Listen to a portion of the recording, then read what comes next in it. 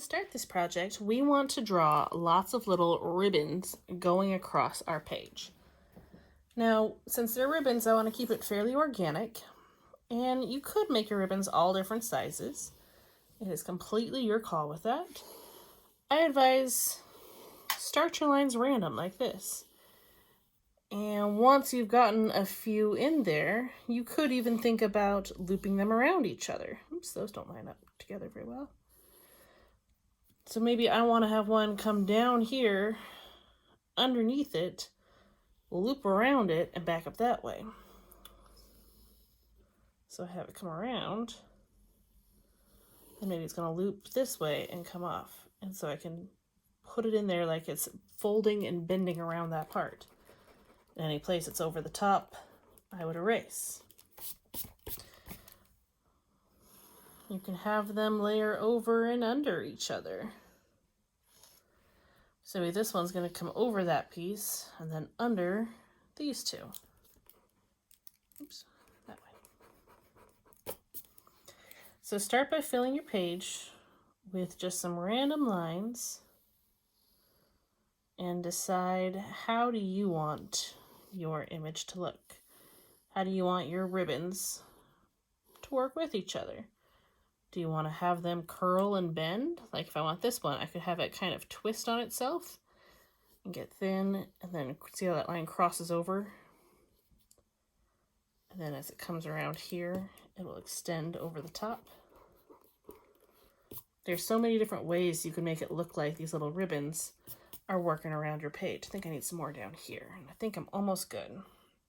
I think I'm gonna have it come over the top here. I'll have it a crisp edge, and it'll go down. And then I'll have it come up and over again. Why not? So a lot of times the ribbons will have these full straight edges and corners to them, like this. And so it's going to look like they're really twisting and bending. You could think about an actual ribbon and how it twists around. If you look at a ribbon twisting from the top, it actually has straight edges on the side. So when you draw a ribbon twisting and curling like this, it would have this straight side and the ribbon would actually twist. I think we'll go under that one. So you decide how many ribbons you want. What do you want to do for your project? I think I still need maybe another one here, maybe something going in up there. Then I should be good.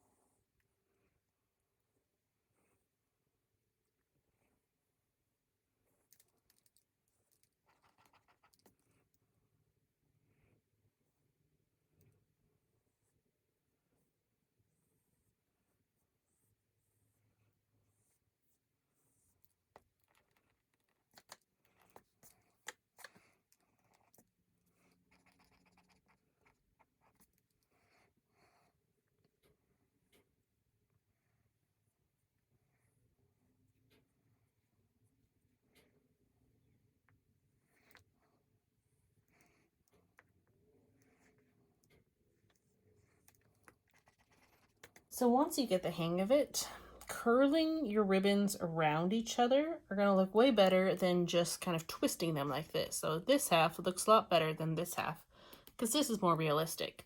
So again, to kind of fix that, I could take this top edge and it is going to twist and connect to the top edge here. So top to top. This bottom edge disappears behind. I'm going to flatten this side out, because this line would curve and connect and turn into that bottom one. So I flattened up that side a little bit and I adjusted how they were touching each other. And all of a sudden now the ribbon looks like it's actually curling and twisting. So you want to fill up your page decently enough. You don't want to overdo it, but you do want to have lots of ribbons all over the place. Once you feel like you have enough ribbons, then it's time to think about color. So for this project, we're using colored pencils. Any sort of colored pencil set you have will work just fine. Brand really does not matter if you ask me. There are definitely better brands than others, but use whatever you have available. All right, So each ribbon's going to be a color.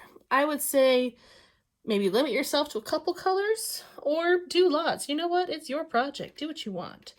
I'm going to start with, I'll start with the green. Why not? And maybe I'll do this ribbon. So we got to decide where is going to be the darkest spots and where are the lightest. So the darkest spots are definitely going to be if it's underneath anything. So it goes underneath right here. So I'm just going to give myself a little scribble where I push hard. Tell myself that part's going to be dark.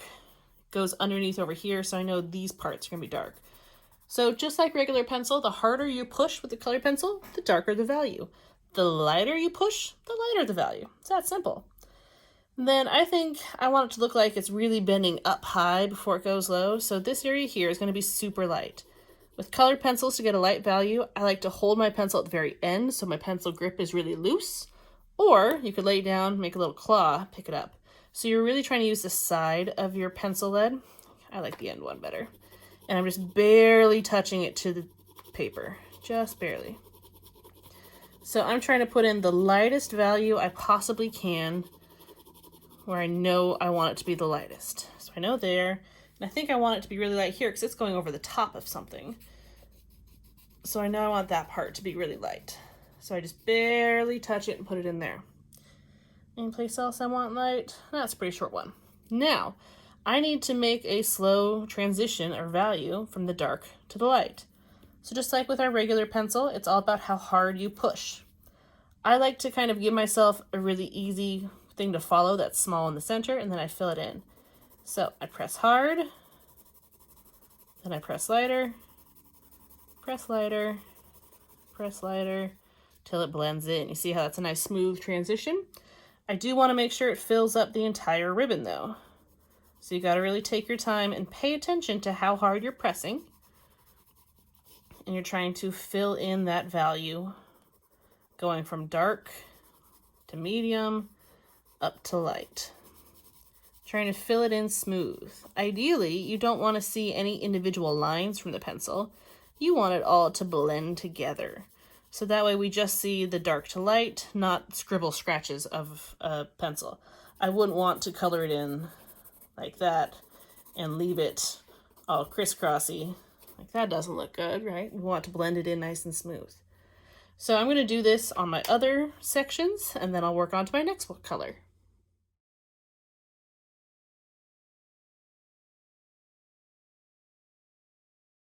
So we can see I finished the green one. It goes dark every time it goes under, then smooth up to light every time it's over. And then back to dark as it goes under, up to light, and then I had to go back to dark, starting to go dark over here. So it's really using value to add that illusion of depth. Anything that's lighter appears to be closer to us, and anything that's darker appears to be farther away. So I'm going to do this for the rest of the entire thing, doing one ribbon at a time. I could do them all different colors. I could pick just a couple colors. It is totally up to you. Just make sure you're really working on value, going from dark to light, back to dark. Anytime it goes under something, it's dark. Anytime it goes over, it's light. If you have anywhere that it's a long, solid line, like maybe like this one, it goes over 3 in a row. I could have it go light to dark in between, to light to dark, to light to dark, making it look like that ribbon's really curving up, down, up, down. They don't have to be spread wide. You could do it really close together. So see how I finished coloring out the rest of this, working with value.